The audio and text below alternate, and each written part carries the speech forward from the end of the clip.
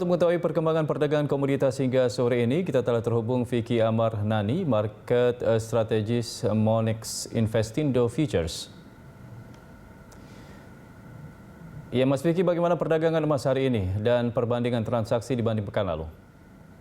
Ya, selamat sore. Kalau kita lihat harga emas sebenarnya dari awal tahun malah minus 3% di level $1.840 per troy ounce. Saya melihat ini sebagai peluang sebenarnya untuk koleksi emas dengan US dollar punya suku bunga di 0%, dengan stimulus yang diadakan, dengan tidak kepastian di pasar. Ini sebetulnya momentum yang positif untuk emas ya, untuk tahun ini ya. Ya, lalu bagaimana peluang penguatan emas tembus level baru dengan pengaruh perkembangan COVID-19 dan politik Amerika Serikat, Mas Vicky? Ya, kalau tahun ini saya masih lihat harga emas pecah, kan kalau tahun lalu pecah rekor baru di level $2.075 per troy ounce.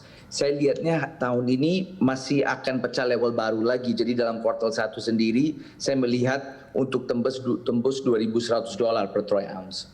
Kalau kita lihat dari 2 tahun kemarin juga emas sudah naik 40% lebih, tahun lalu juga naik 20%. Menurut saya tren ini masih akan terus-menerus positif akibat suku bunga rendah, stimulus akibat pandemik, tidak kepastian di pasar yang akan membantu emas sebagai safe haven. Faktor-faktor ini sangat mendukung untuk emas meningkat terus. Iya, bagaimana rekomendasi Anda bagi investor untuk komoditas emas kuartal 1 tahun ini, Mas Vicky? Saya lihat emas kalau misalnya secara analisa teknikal, kalau ada momentum pada saat breakout itu bisa jadi menarik untuk mengumpulkan emas. Tapi untuk investor yang mungkin main fisikal atau lebih jangka menengah ke panjang, emas bisa diakumulasikan pada koreksi seperti sekarang gitu di level 1840.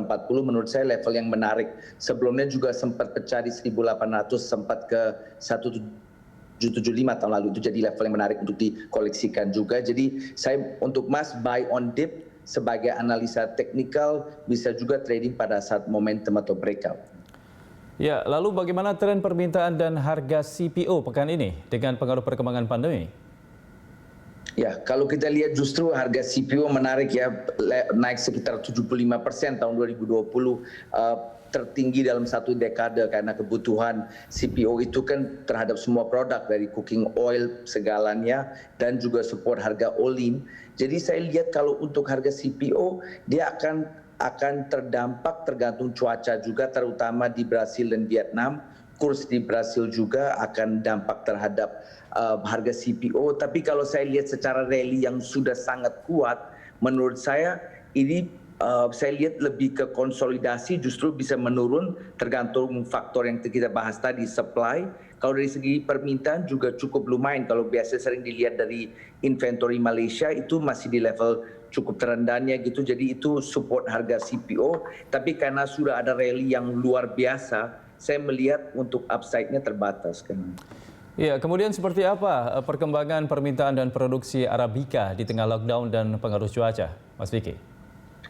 Ya, kalau kita lihat harga kopi mungkin terakhir berapa bulan ada penguatan, tapi kalau dilihat secara gambar besar, harga kopi masih menghambat akibat pandemik. Banyak coffee shops, penjualan kopi juga terdampak di luar akibat pandemik, lockdown di beberapa negara. Jadi saya lihat itu kopi kalau sebagai medium term, long term, trennya masih sangat positif. Jadi saya lihat itu kopi masih bisa meningkat dan justru sekarang level-levelnya menarik.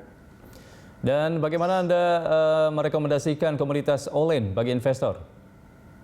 Ya, kalau all-in sebenarnya korelasi tinggi dengan CPO karena dia adalah produk dari CPO juga. Jadi untuk dua produk itu saya lihat sudah ada rally yang sangat kuat. Jadi di level itu mungkin saya lebih tertarik untuk trading dibandingkan investasi untuk jangka panjang.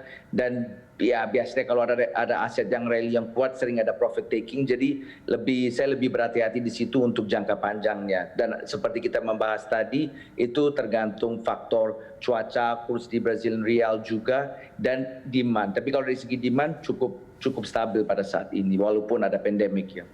Baik, terima kasih atas analisa dan informasinya Mas Vicky. Ya, Vicky Amar Nani, Market Strategist Monex Investindo Futures.